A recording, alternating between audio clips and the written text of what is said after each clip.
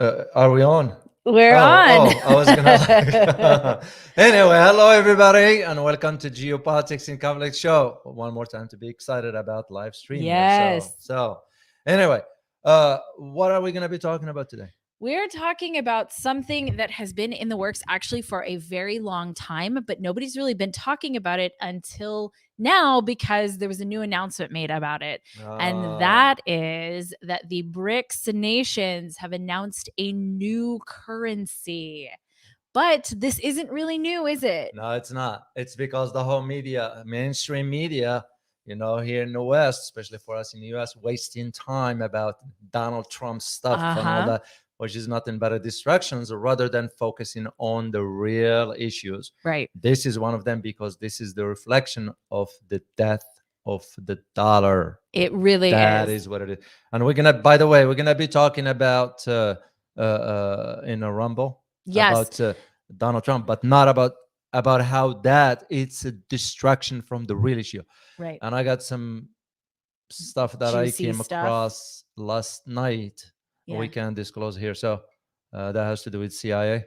Oh, yeah. If you guys want to hear this information about the CIA, check out our Rumble, which is just go to Rumble and type in Geopolitics and Conflict Show. It's the same channel, but we have content there that we can't talk about other places for reasons that you know about already. Also, we have a free newsletter if you guys want to check it out, geopoliticsinconflict.com, and it's right on the front page. We are dedicated to giving you guys information that Western media isn't talking about or legacy media isn't talking about, but that's critical, like this piece of information. So if you guys want that delivered to your inbox every week, it's free. Just go to geopoliticsinconflict.com and just sign up for a newsletter. Indeed. And also just to remind you about the course. We don't have the course. Yes. So, okay, this is actually very cool, guys. So David is teaching a government course live, and this is probably going to be in early June. So if you want more information about it, go sign up for our newsletter also, because that one is going to be taught live by yours truly over here. Yeah, well, all of us gonna be, because you got you. Yes, I have my section on media and media manipulation. Absolutely. It just anyway.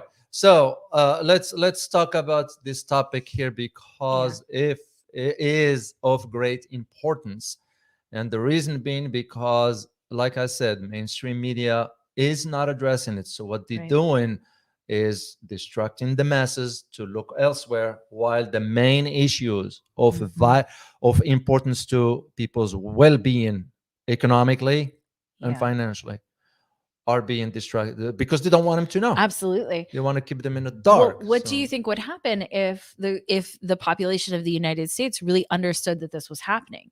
I think people would be really, really upset.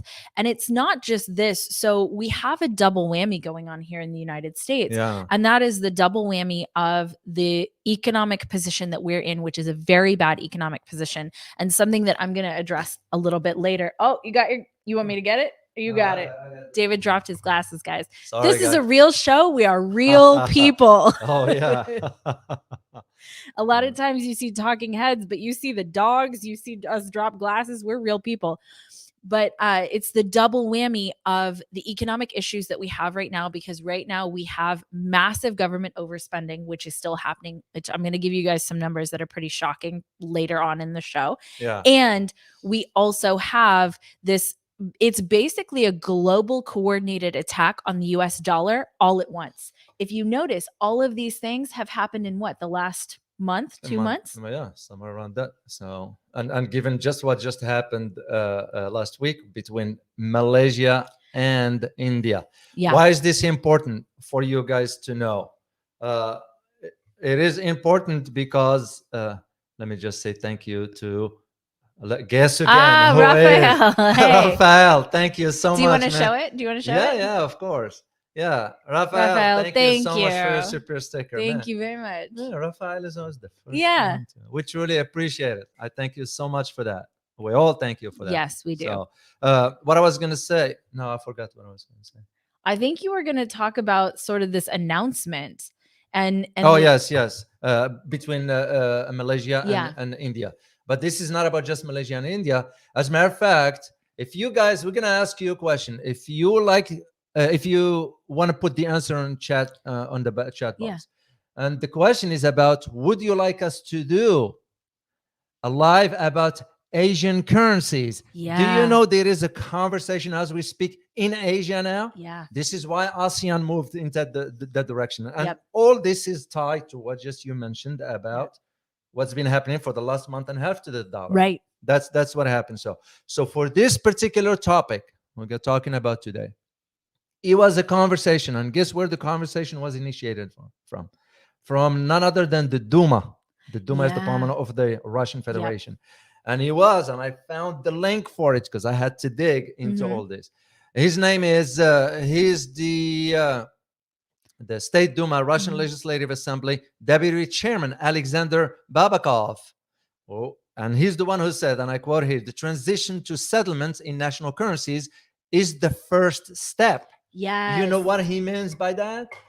Now you are seeing Russia and India exchanging their bilateral trades in rupees and rubles. Right. Rubles. You're seeing China and Russia. Okay. You're seeing now India and but what he's referring to here is within BRICS. Yep. But he said this is the first step. We've already seen, continuing his quote, we already seen this occur with recent oil deals between India and Russia. Right. Being settled in currencies other than the US dollar. The next one is to provide, get this guys, the circulation of a digital or any other form of fundamentally new currency in the nearest future. Yep. And you know what, if I am to put my geopolitical analyst hat and think about this one, you know what he means by the near future? How the soon? Upcoming meeting of BRICS. Absolutely. It's going to be in South Africa in August. In May. Oh, in May. May 23rd. Wow. And that's coming up very soon. That is why they are working. This is why mainstream media is not addressing it. Absolutely. Because so a really important thing that you just brought up. Yeah. So this quote, it's because it's not just that it's a new currency, right? Yeah. Because we've seen currencies come and go, but this currency is backed by gold or precious minerals. It's actually backed by something.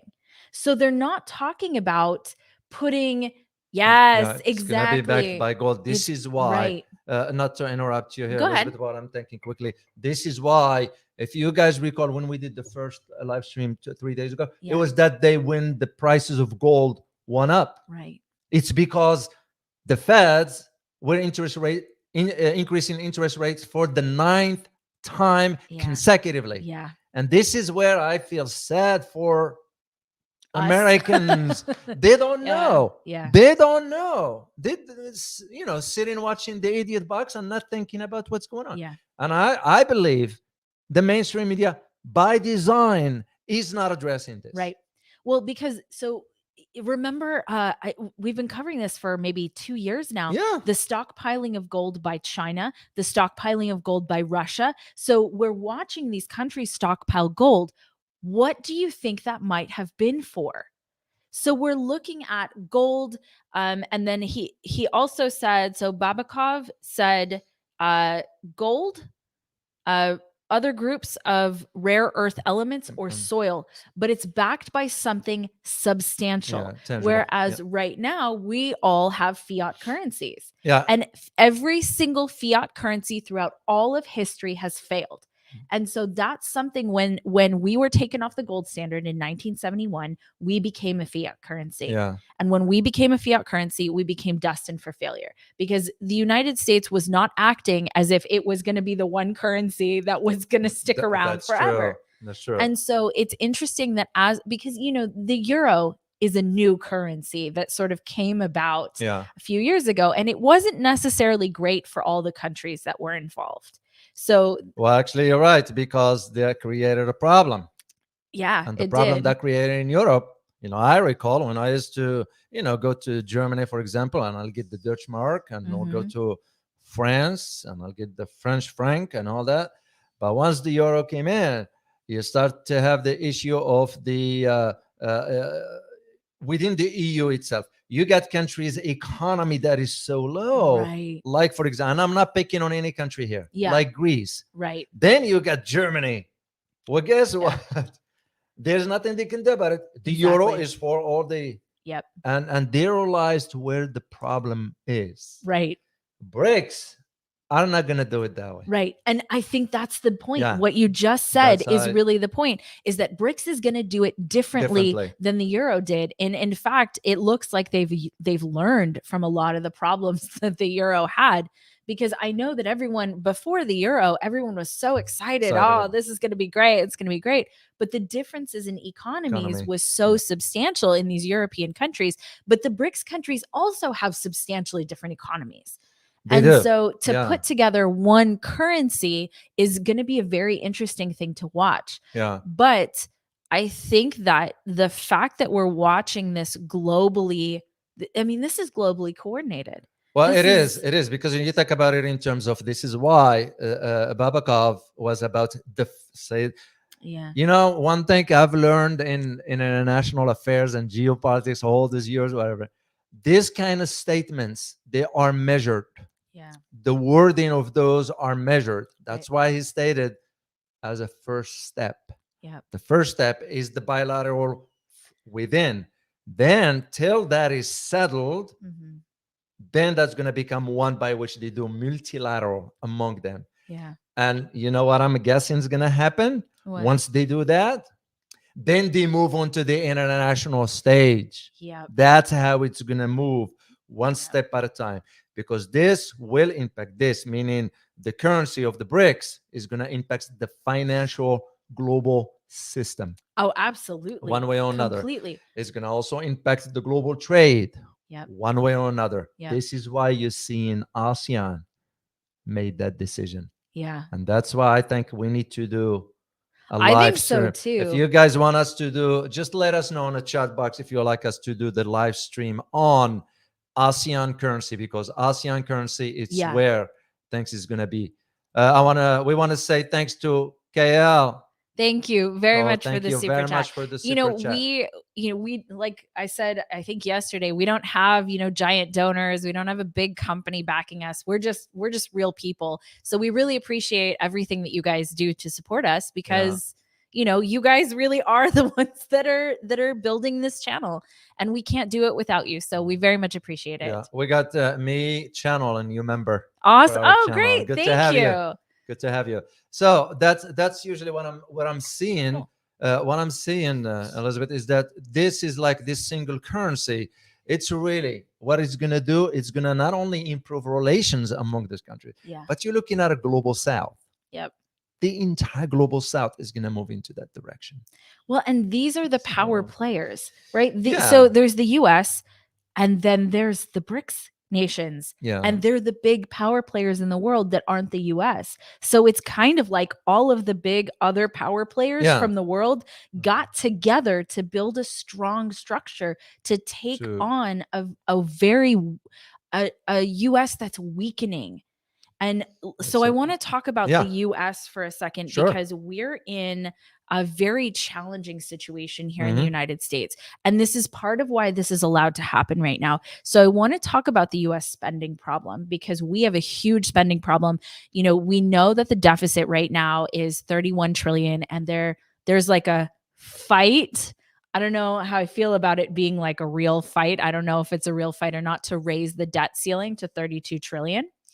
But go ahead. Yeah. Yeah, I just would like to say thank you to Hong Wong. Thank you very Thank much you for very your much. super sticker. We really appreciate it. Sorry, Tony. That's okay. Yep. So the debt ceiling is probably Ah. going to get raised. Sorry, Elizabeth. No, it's I okay. gotta say thank you. Thank you, We guys. thank you. Okay, how I'm gonna pronounce this one? It's Ota Fostotier. We Yeah, are. yeah. Let us know where Yeah. you're from, so it'll be easier. And perhaps how to pronounce your name. How you pronounce it? But thank you so But much. thank for you your so much. Super sticker. So the United States has a really big spending problem. Mhm. And it's not the United States as it's not the people, right? It's the government. So, this is once I say this number, I think you're going to be really shocked by I'm not you specifically, but I was really shocked as I've paid attention to the deficit even for this year, right? So we're in April. The government spending already in this fiscal year, okay, 2023, so far in 2023, is 235 billion just servicing interest on our national debt. Ooh. Okay. So by the end of this year, we're looking at over $500 billion in servicing debt alone. If we look at, because we're already in a budget deficit this year. So the United States is in a budget deficit, and the budget deficit as of right now stands at $722.6 billion. That's a 51.9% increase over the deficit at this point in the fiscal year at 2022. And we're not even halfway through the fiscal year. So what we're looking at for the rest of the year is knocking on the door of another $1 trillion in deficit alone. And so when we look at that, what do we think that is going to have in terms of impact on the global stage? When people are looking at the US dollar, how confident are they in the US dollar at this point? Because we're looking at more money printing because we're now bailing out the banks, right? So we're now bailing out the failing banks, and we now already have this deficit that is headed towards $1 trillion for this fiscal year alone. Yeah, that's problematic. Let's say thank you to Christopher Matthews. Thank you very much. Appreciate you for your super sticker. Thank you so much. No, you're absolutely correct in what you're saying as far as where things are headed. Yeah. And this is one thing that, like we said, the mainstream media is not going to address this issue of BRICS. And why is this might be important for you to understand? It's just for a simple reason. For example, investment opportunities. Right. I don't know what your circumstances are, but what if, and you start to need to think in terms of hypothetically, and this is just as an example, guys, because a real example could make sense to you. Imagine you have well-to-do, you have enough money, whatever, and you live in Africa. Yeah. Wouldn't it make more sense for you knowing what's going to be coming as far as what BRICS is going to back that currency with? Absolutely. What if the decision is made also to back part of that currency on rare earth minerals? Yep. And you happen to live in an area that is known for rich Absolutely. rare earth. Wouldn't that make sense for investments? Absolutely. That's something to consider. Well, and I think the big question in terms of everything that's shifting in terms of the dollar and this new BRICS currency, the question really is, how is that going to impact other countries? Because so many other countries are dependent on the US dollar. It's not just the United States that's impacted by the fall of the dollar, right? Yeah. It's not just the United States. How many countries are dependent on the debt servicing payments of the United States? Yeah. How many other countries are basically their currencies are more or less tied to the United States dollar? Yeah.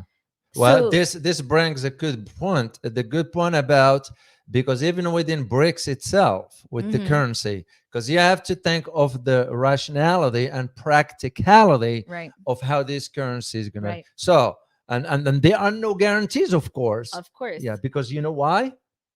Because whether it will be some reliable trust in the new currency. Right. That's what's going to be one of the challenges. Yeah. First. Second challenge is going to be whether there will be enough investors on a global level. That's going to, because that's what we had. Why the dollar? Because everybody said, we can trust the dollar. Let's put all our investments in. And that's what the BRICS currency, once it is settled, it's going to go through the same phase. And that's question on something you need to keep in mind as to how it's going to progress. Yeah. But one thing is sure for now, as we speak, is that it's becoming clear on the landscape as to where the value of the dollar is. Right. And what are the alternatives in the works are. Yeah. That is what's now is laying out before us. Absolutely. And it's going to be the decision of how things are going to move forward. Absolutely. And to your point, David, it's what, and a big question is also why? Why is this what's happening? And I think it's interesting to take note I think there are two big reasons. Yeah. One, I think that is that the US has weaponized the dollar. With sanctions specifically, the United States has weaponized the dollar. And what might have been, so I think a couple of things are the catalyst for why this is happening right now. Mhm. But one of them is the massive sanctions that were placed on Russia. Because what is a BRICS country? Yeah, Brazil, Russia, India, China, and South Right. Africa. Yeah. And who of those countries are decided that they were going to be really strong allies? China and China and Russia, Russia. Yeah. which are two massive Yeah. economies. Yeah. So you're looking at weaponizing, and it's not who. What other countries has the U.S. weaponized weaponized the dollar using sanctions? Well, we did it for less powerful countries, but that was for a mean of control and Exactly. access to Exactly. resources. Yep. So the one we doing it with Russia, it's not about controlling their resources. Right. It's limiting their global influence. That is why. So Well, unfortunately, I think that backfired. no, don't no, you? that was a hasty. It was Yeah. the worst. Whoever was advising, as I always say, you gotta form policy. Amateurs in Mhm. Washington D.C. Gone that era of some people who understand what the real Yeah. international affairs are all about, or geopolitics is all about, and you got some people that have no grasp, Yeah. no depth in understanding the ramifications of political decisions, and this is the example for it. Speaking of that, before I forget, because I'd Yeah. like to put a question for our Okay. viewers, and the Let's do it. question for you, just within the context that you mentioned, Yeah. Russia and China, do you think this new Cold War, as to the new world order, who's gonna win? Is it the US or is it China? Oh, that's a great Yeah, question. something to think That's a about. great That's one of question. my, when I put my geopolitical Yeah. answer, I have to Yeah. think in terms of long term of, because Yeah. that's what it was the thinking for the Cold War. And Absolutely. like I said last time, I use history. I'm a student of Yeah. history. What would have happened back in the 70s had we sat down with the Soviet Union and Ah, China and us, three of us together, sitting on a table and figuring out a cooperative approach to yeah. international affairs? We will be in a different setting. So, We would so be. yeah, And just leave us your answer there when you get a chance to do that. Let me see. Thank you yes. to. Okay, who do we have here? Oh, it's Raphael. Rafael, thank you so Thank much. you. Doc, I learned something. Berlin, it is not something Russia did just like that. This is a scientific distance. They have to protect Russia. They always have a plan ready to go to Berlin in 7 days. Wow, that is very interesting, Rafael. Uh, and like I always said last time, A little further down. that's why I kind of lost it. Scroll up. It's the blue one. Is the blue. Yep. What That am I one. looking at? A Yeah. color Remember, there? guys, we're real people. This is a real channel. We're normal Yeah. people. We're analysts, but we're normal people. Let me see. Thank you here to, pardon me, Christopher Matthews. Christopher Matthews became a Oh, become channel a member. channel member. Thank you, guys. Chris. Yeah, when Truly- we get if you guys hit the join button, when we get to 100 members, we're we'll gonna get- do yeah, I will exclusive do live Q&As. Q&A for you guys. Because we don't live. get to do as many questions here as we want to. But if you do, if you join our become a- membership, Yeah. we'll 100 do is the that. magic number. I will go Yes. for 500, but that's me. I know, So- but I'm gonna say 100.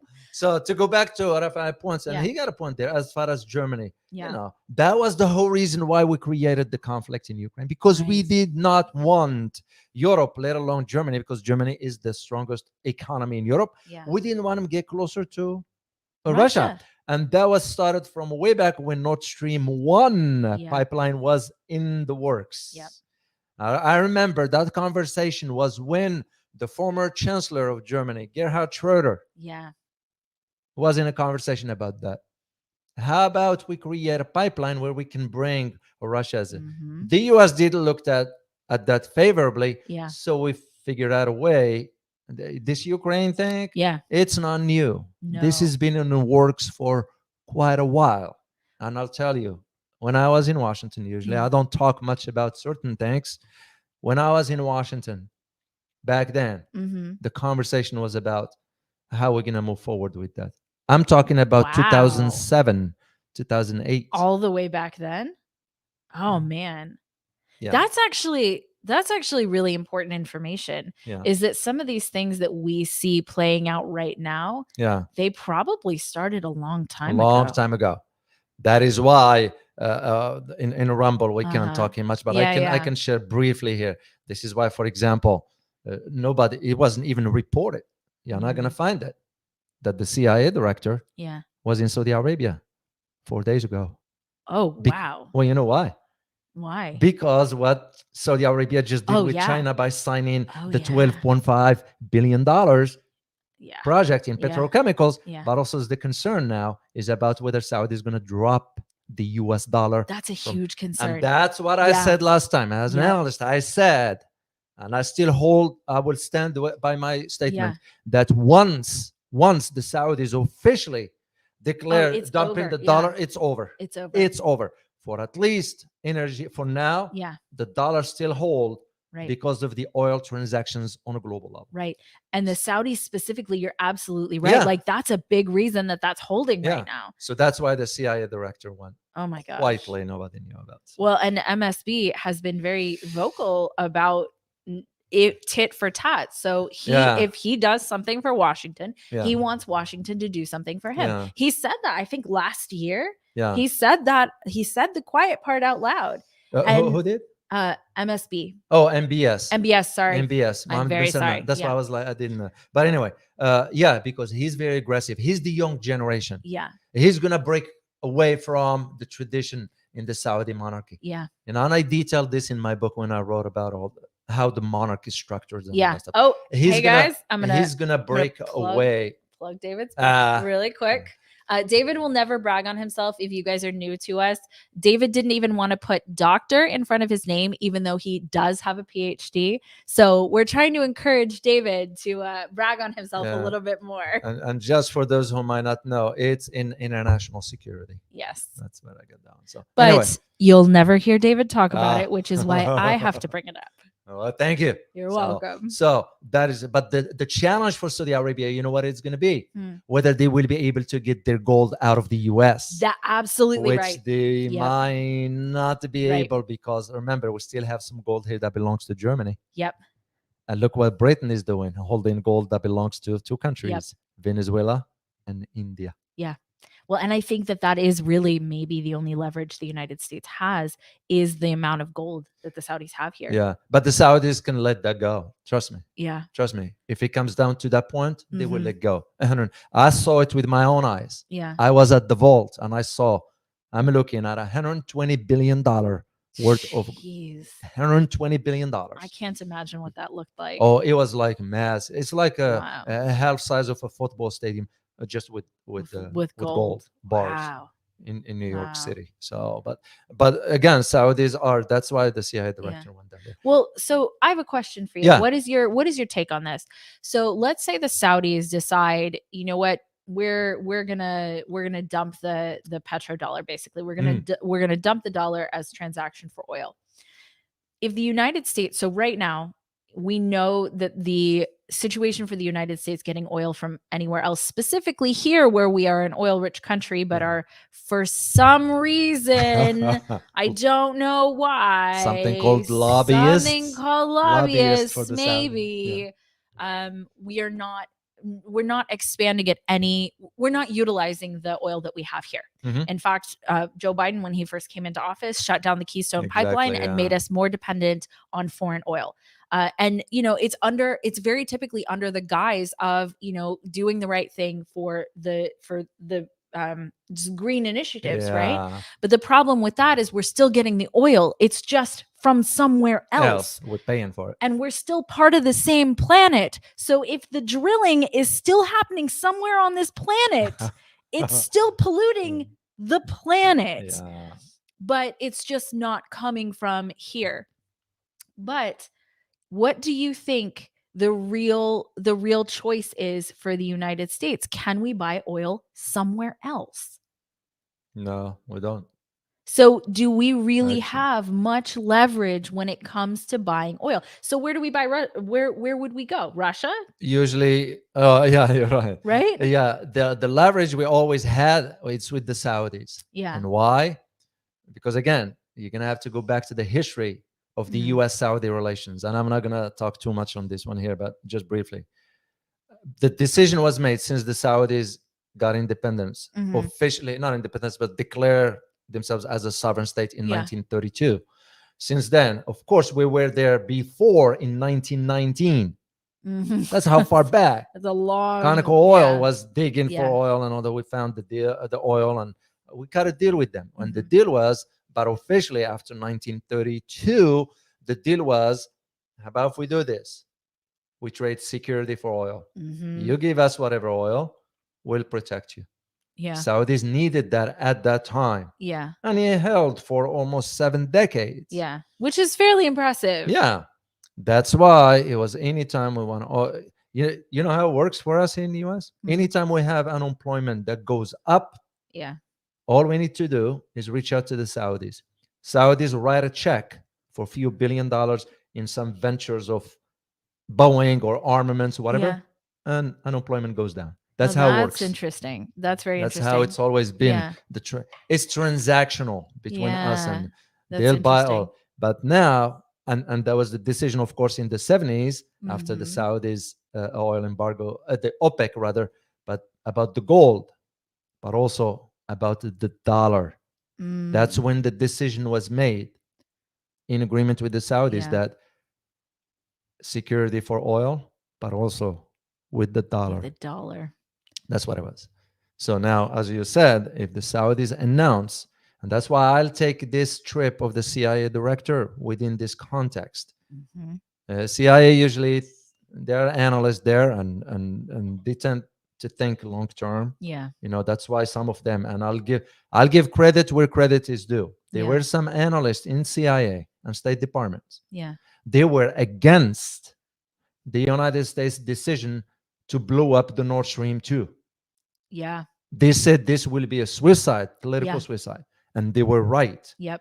But you know, the National Security Advisor Jake Sullivan, who has no background, by the way, this is why I use the term amateurs. Yeah. You know what his background is? What is it? Communications. Oh, yeah. Well, that's not exactly foreign policy. Exactly. What this has to do with you advising president about foreign affairs. Yeah. So those analysts in both CIA and State Department, they said, they voiced their, it's like what we had back then during the invasion of Iraq. We said, no, I speak for myself. I don't speak for others. I said, you know, this will be a nightmare. Yeah. Because if you go in, you will be in for the next 15, 20 years. Yeah. And the way I was told was, well, Mr. O, it's going to be a quick walk. We're just going to go liberate Baghdad and leave. And I said, what are you talking about? Yeah. You don't understand the entanglement, the historical entanglement in this part of the world. Yep.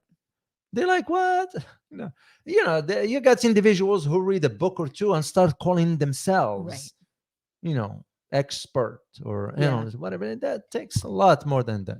So this is where I see this challenge. And for BRICS, because BRICS is going to be the idea of how they're going to move together. Oh, yeah. Oh, man, even look at that. Yeah. They're going to have to think in terms of ensuring, first of all, that there is a trust in this new currency. Yeah. Which is when you lose credibility, when you lose trust. Right. Because that's exactly what's happening right now. Right. Go anywhere around the world and ask, would you trust the dollar?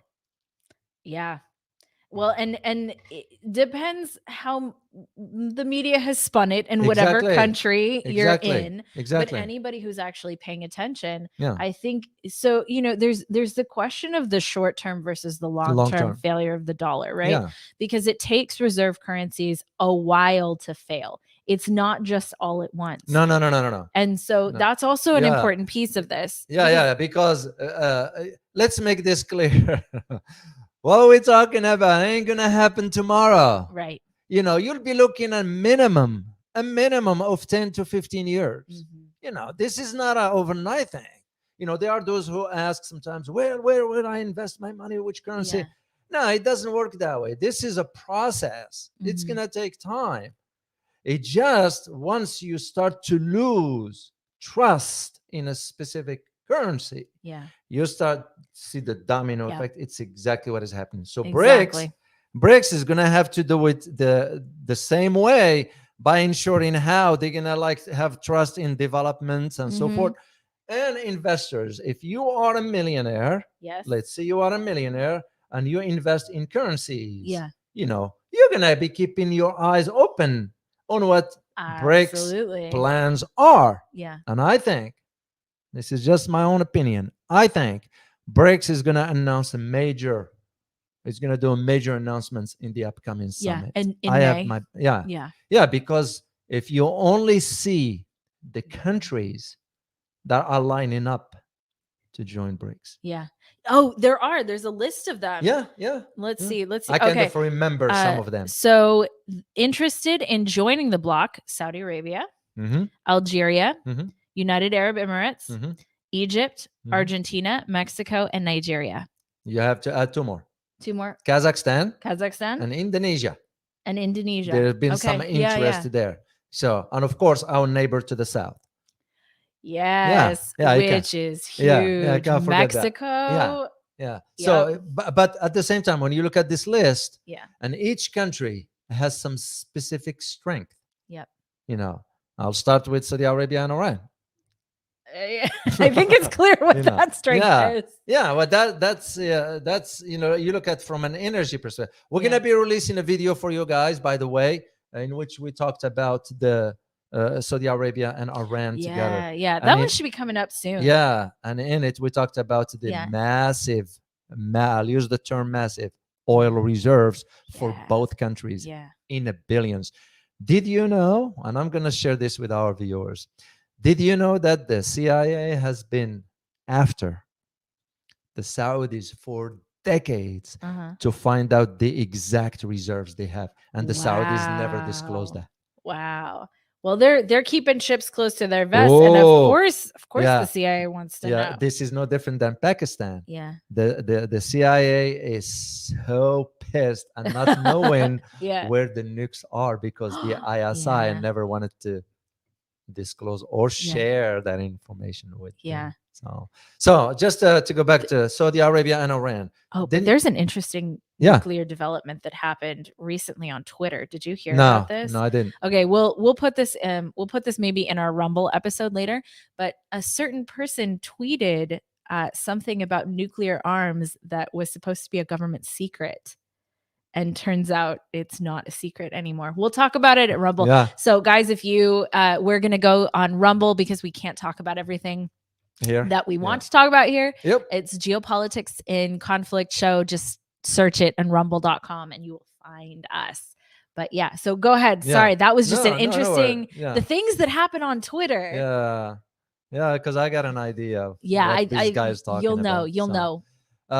So then you add on other countries, like in the case of Mexico. Yes, Mexico is part of NAFTA, the North American Free Trade Agreement. Hey, my education worked, right? I drew a blank on that. So, but Mexico also is your gate to Latin America. Absolutely. So for BRICS, it's a strategic move. Yeah. So you take another country like Indonesia or Kazakhstan. Yeah. Well, Kazakhstan, if you only know how much oil they have under that ground. Right. As a matter of fact, I even found out, believe it or not, Afghanistan might be interested.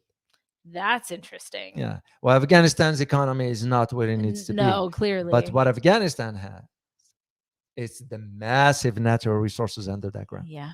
Did you know that's why we went to Afghanistan for? It's the natural resources. It was the natural resources. That's why that's not what we were sold initially. Oh yeah. When we were going into Afghanistan, but yes, I think that came out as time went on. Yeah. Then you look at it, when you put this within the context of the new currency that the BRICS is going to be advocating. I have a high. It's with high probability, I would say this, that they're going to push forward with this one way or another. Yeah. The conflict in Ukraine, which we created, the West created, expedited this process. Probably if do you know if the Ukraine conflict didn't happen, you won't be hearing about currency, BRICS currencies and all that. We won't. Yeah. That now pushed things at a faster speed. Washington was caught by surprise. it didn't Yeah. see this could happen this fast, and it is happening very, very fast. Well, I think, the rumblings of this Yeah, currency started, I think, 13 or 14 years years ago. ago. Yes. So a lot of what we're seeing, it's how they talk about overnight success, right? Like, Yeah, they look at someone and you go, "Oh, it's an yeah, overnight success. It happened overnight." But they don't see the decade, 2 decades of work that it yeah, took to get to that overnight success. yeah. And so I think we're looking at that right now. And you're right, it's happening Fast. And fast. I know where the turning point was. Where? It's when George Soros hedged on currencies. That's how he shut down. I mean, not shut down, but collapsed Uh-huh. certain currencies in Europe. Yeah, I Wow. know. Yeah. And that started back way back. Yeah. That's how they're always, like I'll say, nothing happens in a vacuum. Right. Nothing happens in a vacuum. But Right. this is why the trend that I'm seeing going now is the Asian currency. Yeah. That's what I'm seeing coming. And once that happens, you're talking about a major shift now. Where it's gonna Mhm. be, it's gonna be now the coordination between BRICS Yeah. and ASEAN, Yeah. which they can cooperate, they can exchange whatever, because they won't worry about the dollar. Yeah. Except that for ASEAN, and I'm still hold my idea about one of the countries there that is going to be it's Philippines. Yeah. It's going to be the weak link in ASEAN. Well, it's got 4 new US bases. Well, the problem is not only about the four, Yeah. it's about where they are located. Yeah. That's They're only interesting. 130 miles from the South China Sea. Yeah. So that is where the big concern is, man. Maybe one day, if you like us guys to do a show on it, we'll be happy to talk about that one. Yeah, It's absolutely. not about just the four; it's about the locations. Those locations are very, Yep. very strategic. So that's where I see the challenge in ASEAN Yeah. with a country like that. And the question, some say, okay, Marcos Jr. Bonbon had no choice. Yeah. I don't buy that Yeah, I argument. don't Buy either. that And argument. I think a lot of people don't actually buy that I argument. don't buy that argument. It's because you have to understand the history of the Marcos family Mm-hmm. and also their assets in the United States.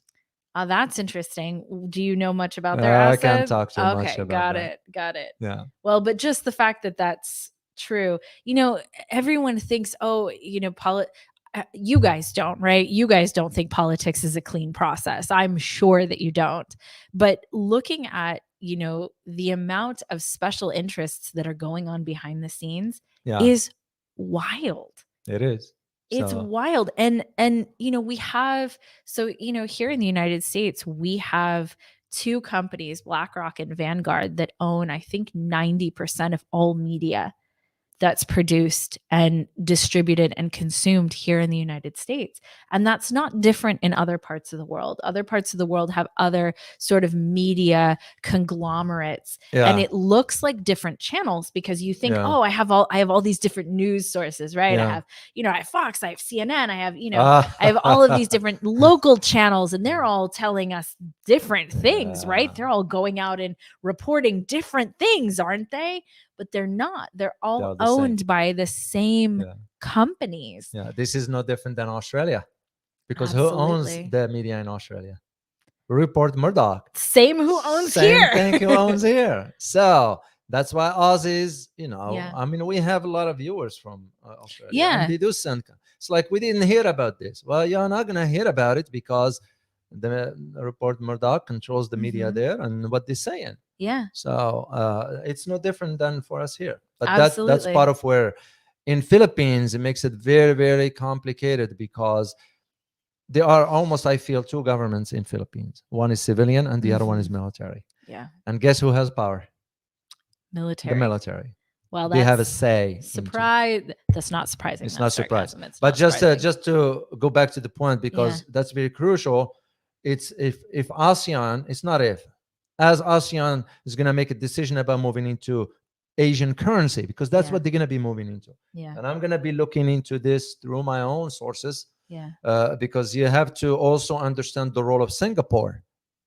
Oh yeah. Talk about Singapore Yeah, some. Singapore, because Singapore for us has always been one of those so-called safe havens. Yeah.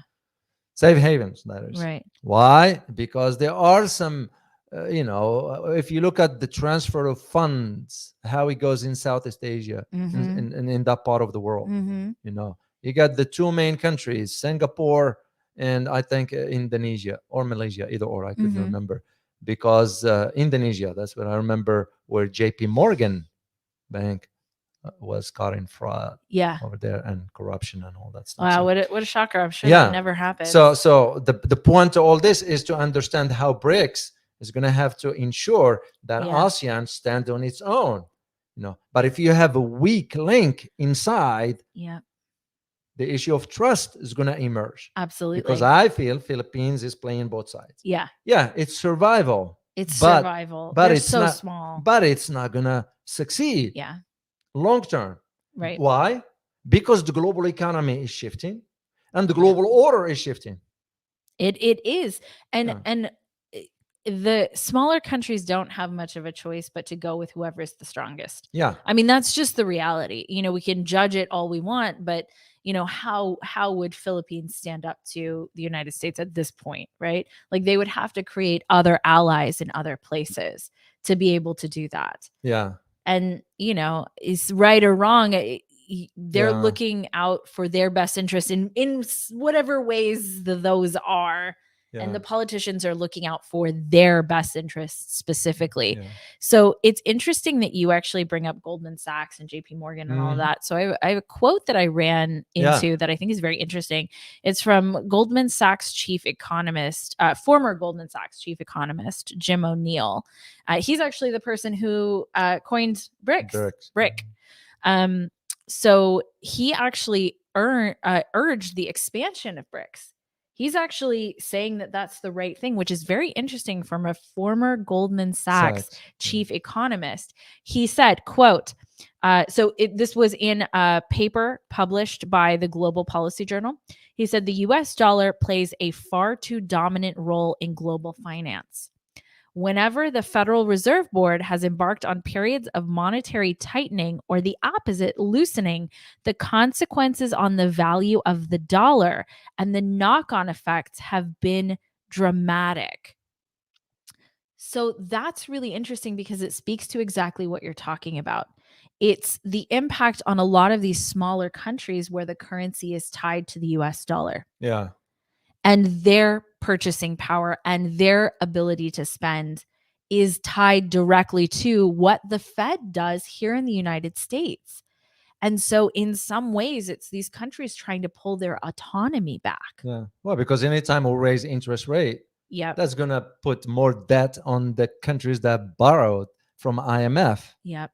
That is why IMF, it's, you're going to, we've already been hearing the counter argument about China's debt trap. Yeah, absolutely. Which is nonsense. Mm-hmm.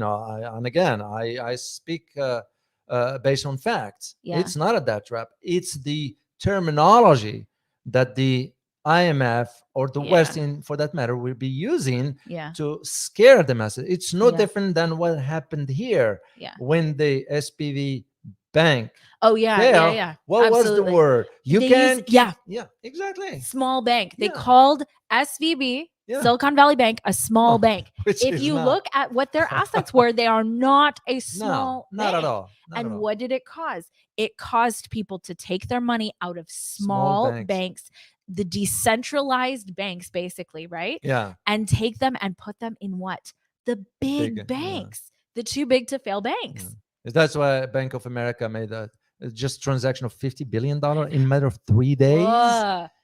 Bank America, And which it's still going on. Yeah. That's still happening right Yeah. now. Yeah, it's the same arguments for the idea of how for the banks to think in terms of okay, this is, and when Western media say, well, China's debt trap, that's nonsense, because IMF is even worse. Oh, absolutely. And for China gives them the choice. Yeah. Of course, China's not going to do it for free. It's common sense. Is it out of the goodness it's not of out their of heart? the goodness of its heart. Yeah, I'll say it again because it's the truth. Yeah. China thinks pragmatically. So they're very doing it, pragmatically. and the countries know what they Yeah. are getting into. Yeah. China's not putting a gun on their head and said, you're going to have to take the loan. Right. As a matter of fact, I did find out that China renegotiated Yeah. the agreement with some countries in Africa that Yeah. borrowed from China before. Yeah. So if China was thinking differently, they would have said no. Yeah.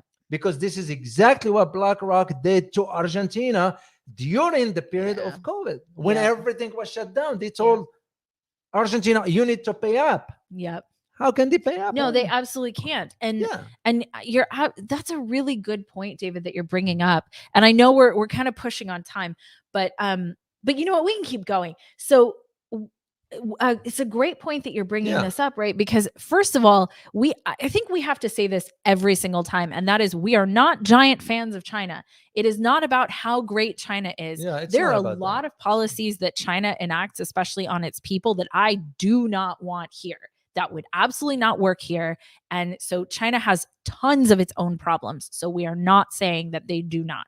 Yeah. What we are saying is that this is what's happening globally, and you must start to pay attention regardless of how you feel. Whether you feel China is this like terrible place or you feel that it's amazing, you have to pay attention to what it's actually doing. And it's the same with all countries, with the United States, with Europe, with with everyone. You have to, and this is something we're actually going to talk about on Rumble in a minute, is you have to take your feelings out of whatever is going on, because that's how they trigger you. Yeah. That's how they get you, is all of these emotions about these certain places. But you're talking about the IMF. The IMF historically has done very, very terrible things to countries. And we've seen some of it recently. We saw Sri Lanka absolutely crater recently. And what happens to the people of that country? And if you do much research into the IMF at all, there's actually a really great book. What is it? Diaries of an Economic Hitman. Yeah, guys, if you know the title of the Economic Hitman book, put it in the chat. And if you haven't read it, go read it. It's worth your time. It's absolutely worth your time. Yeah, you're absolutely right. It's worth your time. Yeah. But looking at the exactly what you're talking about, David, where the narrative is, oh, this is a debt trap, which I personally, I don't know that yet.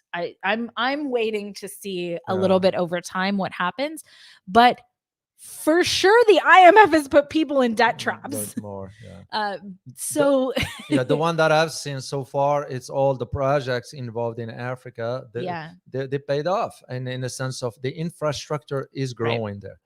When we have our own representatives goes to Africa, well, they land in an airport that is built by China, right? And they drive on a highway that is built by China, right? And go over a bridge that is built by China. So it's kind of, you call a spade a spade. Yeah. That's just it's just the terminology, how it is used is kind of very manipulative. That's the way I see it. So IMF did create a lot of issues. For example, they did. Like I remember, and I read it throughout the historical facts about what took place in Indonesia in the 1970s. Yeah. That's very rough. Yeah, it's very in rough. Latin America as well, and some countries in Africa.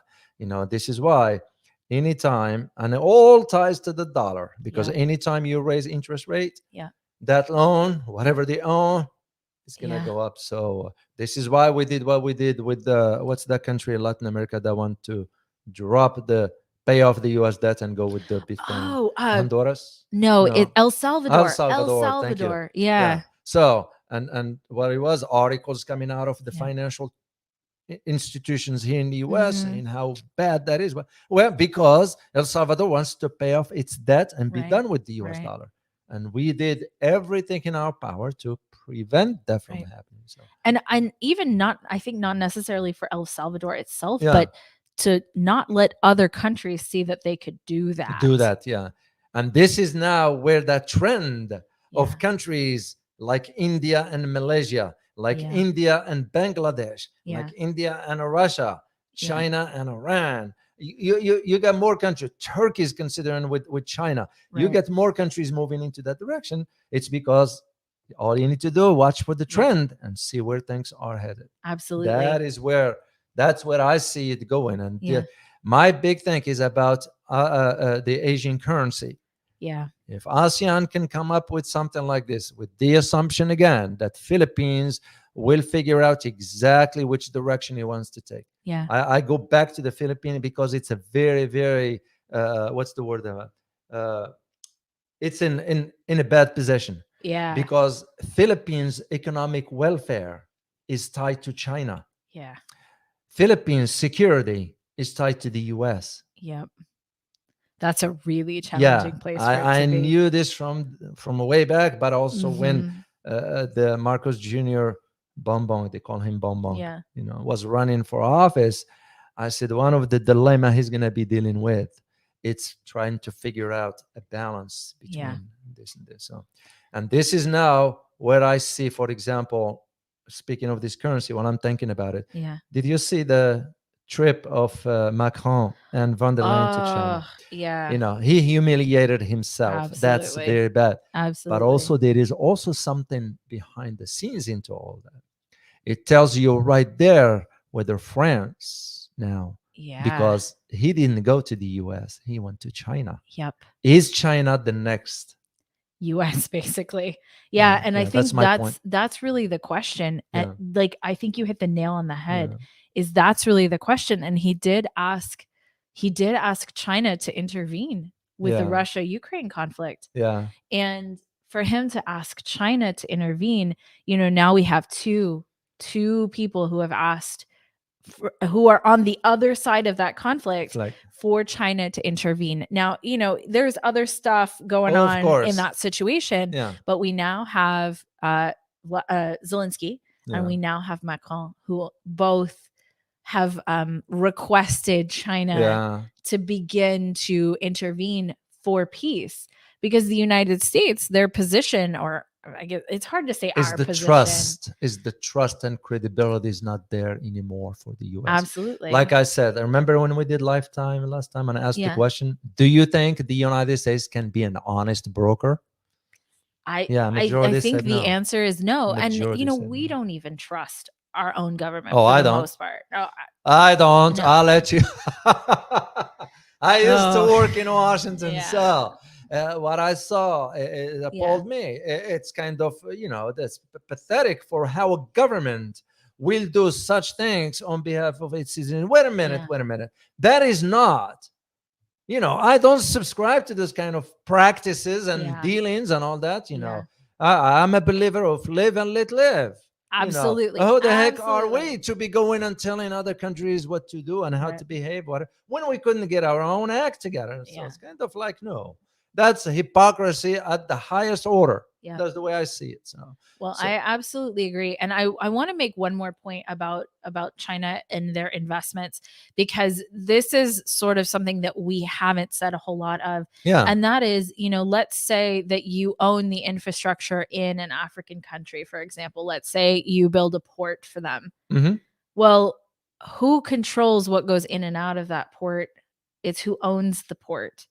yeah, And so right now we're looking at a situation where they're really working towards win-win, but that's substantial influence that they now have because that country's economy is very much tied to ports, to railways, to yeah. these infrastructure things. So I'm not going to make anybody's mind up for them. I just want to also put that piece of Yeah. information in Yeah, there. but also these countries have a choice whether to get They involved do. or not to begin with. They So do. that's the common sense. I know that, Mhm. for example, it was a case of a city in North Morocco on the Gibraltar area, Tangier, and China was gonna rebuild it and all that stuff, and the Uh-huh. king of Morocco said no.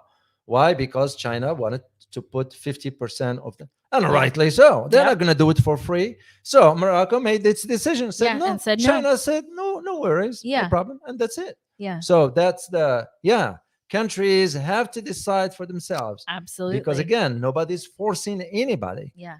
This is where I see the difference as to what's been reported Mm. versus what it is. Yeah. That's interesting. Like Yeah. in the case of Philippines, again, Yeah. I fall back because it's a real life example. Yeah. Here's your economic well-being of the entire nation Yep. tied to your biggest trading country Yeah. in the region, Yeah.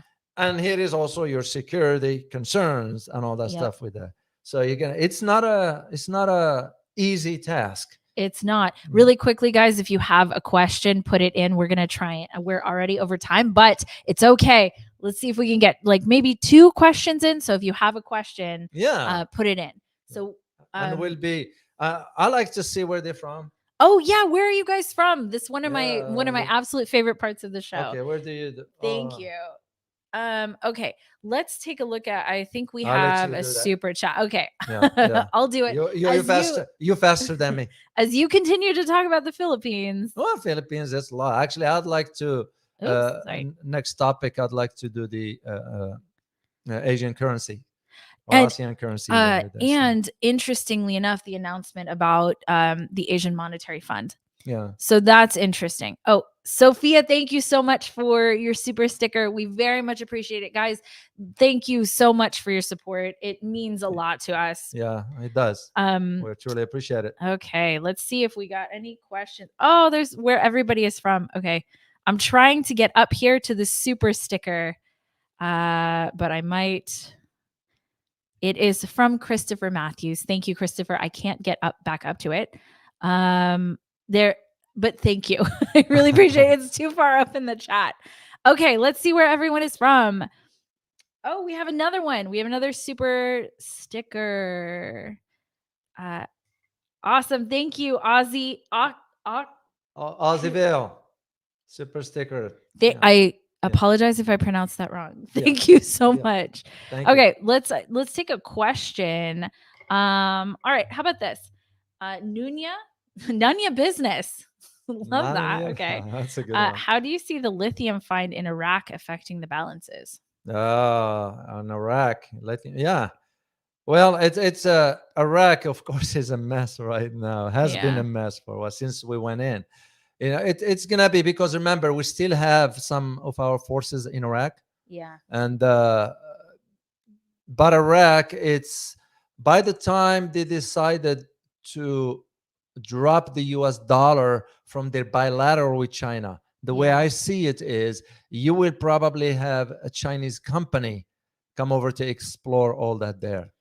And because I think so that's too, where I see it going. So, and if it is, China has the know-how and technology or whatever, because Iraq is not, you know, they're still having problem with the bridge that's been on the works for 10 years. Hasn't been completed yet. I just find that kind of yesterday. Feels like how it is here. Yeah, same thing for us. Hey, I called the city for them to come over fix the pavement. You know when I called? Last October, last year. They haven't fixed it. No. So you just see where. Well, and our roads here under construction for decades. Our infrastructure is so not bad, great. so bad. So for Iraq, the lithium could be not. I won't use the term game changer because Iraq depends on 90% of its revenues from oil.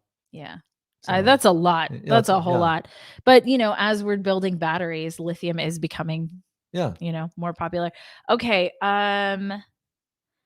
Let's see. How about this? BJ, what do you think about Turkey's role in this world transforming? Yeah, Turkey also, it's the equivalency of, not the same, but it's almost like Philippines in both sides. Both sides. Turkey, because of its strategic location. Yeah. Turkey is a NATO member, but Turkey is also having a good relations with Russia. Yeah. Well, because of economics, because there's a pipeline that's going to go through Turkey using the Russian gas. Well, so we'll see if it gets sabotaged or not. Yeah. But Turkey also doesn't care what the West think because they went ahead and purchased, for example, the S-400 missile systems from Russia. Yeah. They didn't care. And they kind of like, whatever. Yeah. And we threatened to sanction them. And they didn't hold back. They pushed back again. Yeah. So Turkey, Turkey's thinking in terms of how they're going to play out the next journey for them.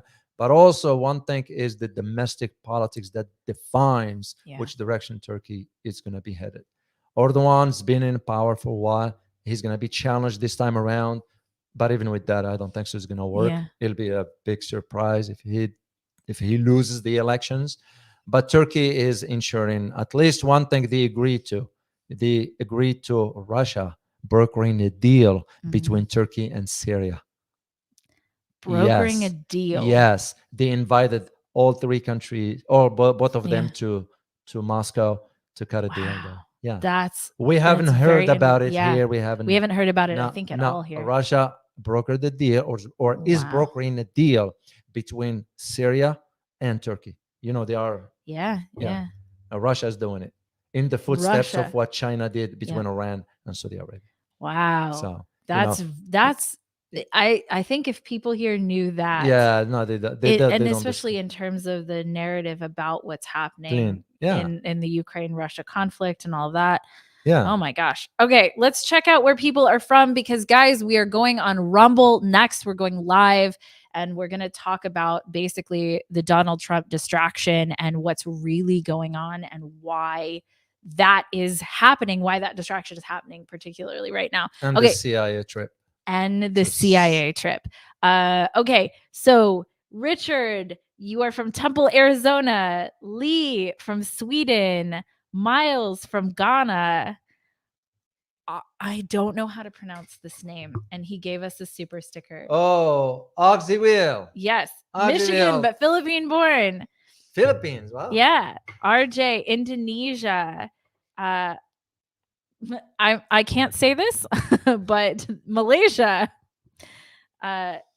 Jonas, Eritrean. Eritrean. Wow. Brandon, Seattle. Justy M, Singapore. Hong, UK. Awesome. Thank you guys. Thank you Wow. for being with us. Well, we truly appreciate you guys here, and no live stream scheduled for tomorrow, right? No No. live stream. Actually, we'll it is. We are? It is on the other channel. Oh, yeah. Yeah, I will be doing one tomorrow, guys. If you want to check it out on geopoliticaltrends.com. Yep. Just go to geopoliticaltrends.com and you'll see Love it. there. So. And if you guys haven't subscribed to our channel, it would mean the world for us to have you subscribe and turn on the notification, because the YouTube algorithm doesn't always like some of the things that we say. Yeah. So, but I thought they all subscribed to it. Unfortunately, all this yeah, a lot of people I don't pay aren't attention subscribing to my stuff, but I really thought all those are subscribers. We have a lot of people who don't, and for various reasons, but it really actually does help us out. It really does help out the channel for you guys to subscribe and to like and turn on your notifications, because that lets YouTube know that you want more content from us. Yeah. Well, we certainly will. So we truly appreciate you. We're going to be working on some very key topics. As I said last time, we're going to have a surprise for you. We don't know the exact dates. It's going to be the next week and a half or so, 2 weeks, maybe. That doesn't matter, but it will be a great surprise for you. And we'll be working on some key topics. And I'm going to personally be following up on the ASEAN currency. Yes, because that's going to be a game changer. So, it is. Well, as always, guys, prepare yourself for changing world order. Till next time. Bye-bye.